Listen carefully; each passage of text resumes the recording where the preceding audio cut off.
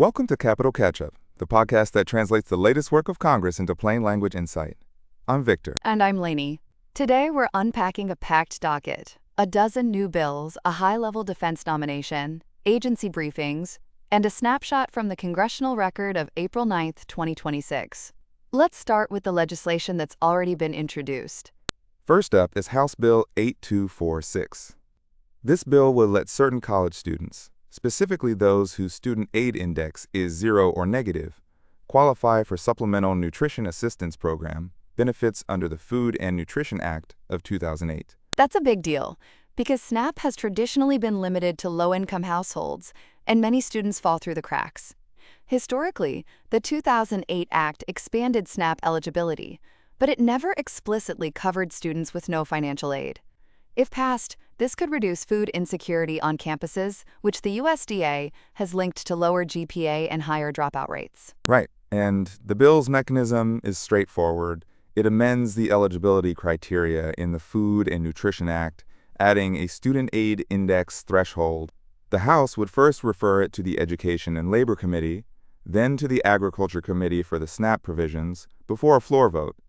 Moving on, House Bill 8016 tackles per and polyfluoroalkyl substances, PFAS. The bill aims to phase out non-essential production of these chemicals and to prohibit any releases into the environment. PFAS have been called forever chemicals because they persist in water and soil. The EPA first began regulating them in the 2000s, but this bill would be the first comprehensive ban. It would likely go through the Energy and Commerce Committee, which oversees EPA legislation, before reaching the full House. The public health impact could be significant. Reduced exposure means lower risks of cancers, thyroid disease, and immune system effects. For everyday Americans, it could mean cleaner drinking water and fewer contaminated consumer products. Next, House Bill 7944 amends the Internal Revenue Code of 1986 to apply the floor plan financing interest rules to semi-trailers. Floor plan financing lets dealers borrow against inventory. Extending those interest deductions to semi-trailers could lower financing costs for trucking companies, potentially translating into lower shipping rates for consumers. The bill would be handled by the Ways and Means Committee, which oversees tax legislation. Then there's House Bill 7613, the Alert Act. The title alone doesn't give us details, but the bill is listed as a House bill, so it will follow the standard referral process, likely to the Oversight and Reform Committee if it deals with government transparency. Even without specifics, the name suggests a focus on alerting or improving reporting mechanisms, which could affect how agencies disclose information to the public. House Bill 8242 is the Health Coverage Tax Credit Reauthorization Act of 2026. The tax credit helps certain workers, like those displaced by trade agreements or receiving pension benefits from the Railroad Retirement Board, pay for health insurance. The credit has been extended several times since its 2005 inception. Reauthorizing it prevents a lapse that would force thousands of families back onto the open market, where premiums are often higher. This bill would go through Ways and Means as well, given its tax nature. House Bill 8224, the National Veteran Strategy Act of 2026, seeks to develop a comprehensive, cross-agency strategy for veteran services. Historically, the VA has been the primary point of contact, but a coordinated strategy could improve housing, employment, and mental health outcomes. The bill would likely be referred to the Veterans Affairs Committee and could involve the Defense Committee if it touches on transition services. House Bill 8244, the Neighborhood Skies Act of 2026, addresses light pollution and sky quality in residential areas. Light pollution isn't just an aesthetic issue. It affects human circadian rhythms and wildlife. The bill proposes standards for outdoor lighting, similar to the 1996 Dark Skies legislation that focused on astronomical observatories. If enacted, municipalities might need to adopt shielded fixtures, which could reduce energy use and improve sleep health. On the Senate side, we have Senate Bill 4229, the Schedules Act of 2026. The acronym isn't expanded in the source, but as a Senate bill, it will be referred to the relevant committee, likely the Senate Committee on Health, Education, Labor, and Pensions if it deals with scheduling of services, or perhaps the Judiciary Committee. Since we don't have details, we'll note that any Senate bill follows a similar path: referral, markup, and then a vote on the Senate floor. If the House passes a companion bill, a conference committee would reconcile differences. House Bill 8234, the Save Money, Save Lives Act, sounds like a healthcare cost containment measure. While the specifics aren't listed, the title suggests provisions that could lower prescription drug prices or incentivize preventative care, both of which directly affect household budgets.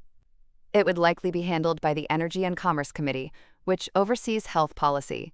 House Bill 8221, the First-Time Homebuyer Savings Act of 2026, proposes a tax-advantaged savings vehicle for first-time buyers. That mirrors the 1996 Homebuyers Tax Credit, but this time it would create a dedicated savings account, similar to a Roth IRA, allowing contributions to grow tax-free for a down payment. This could help younger families enter the housing market, especially as home prices have outpaced wages over the past decade. House Bill 8235, the Books Save Lives Act, aims to promote literacy and perhaps mental health benefits of reading. If it funds school libraries or community reading programs, the impact would be educational and social. The Education and Labor Committee would be the natural home for this legislation. House Bill 8243, the Virtual Readiness Act of 2026, likely addresses digital infrastructure and remote learning capabilities. In the wake of the COVID-19 pandemic, Congress has repeatedly emphasized broadband access. This bill could fund upgrades to school networks or expand broadband in underserved areas, directly affecting students and remote workers. House Bill 8125, the CFTC Proprietary Information Act of 2026, would adjust how the Commodity Futures Trading Commission handles proprietary data. Protecting proprietary information can encourage market participants to share data with regulators, improving market oversight.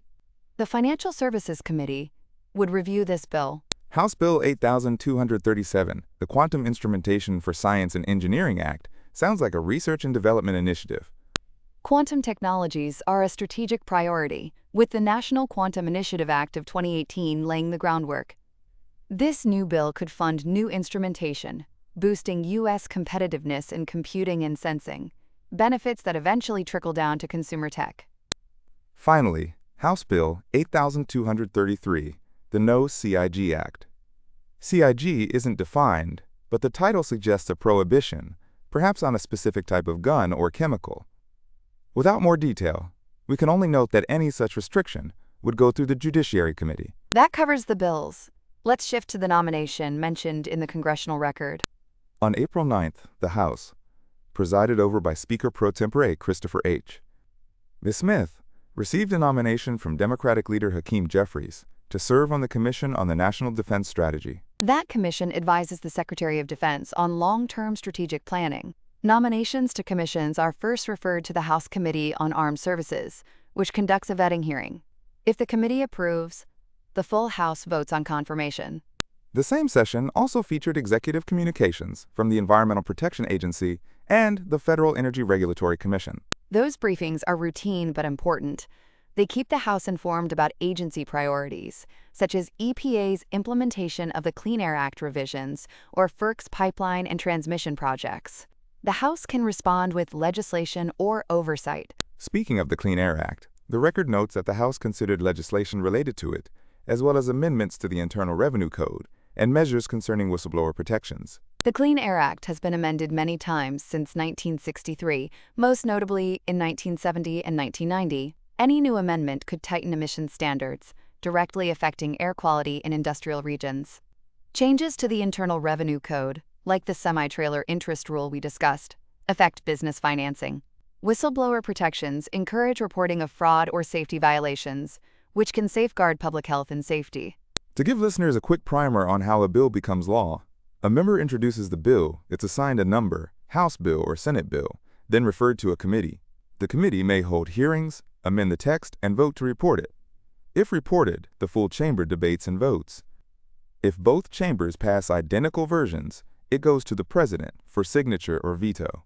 If there are differences, a conference committee works out a compromise. And nominations, like the one for the Defense Strategy Commission, follow a similar path.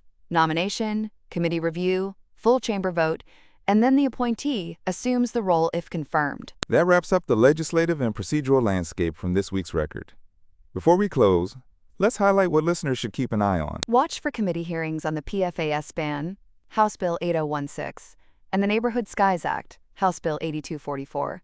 Both have clear environmental and public health implications. Also, the First-Time Homebuyer Savings Act, House Bill 8221, could move quickly if the housing market remains a priority. Keep an ear out for the confirmation vote on the Defense Strategy Commission nominee and for any follow-up from the EPA and FERC briefings, especially if they lead to new Clean Air Act amendments. That's all for today's deep dive. Thanks for joining us on Capital Catch-Up. Stay informed, stay engaged, and we'll be back with the next round of congressional developments. Until then, take care.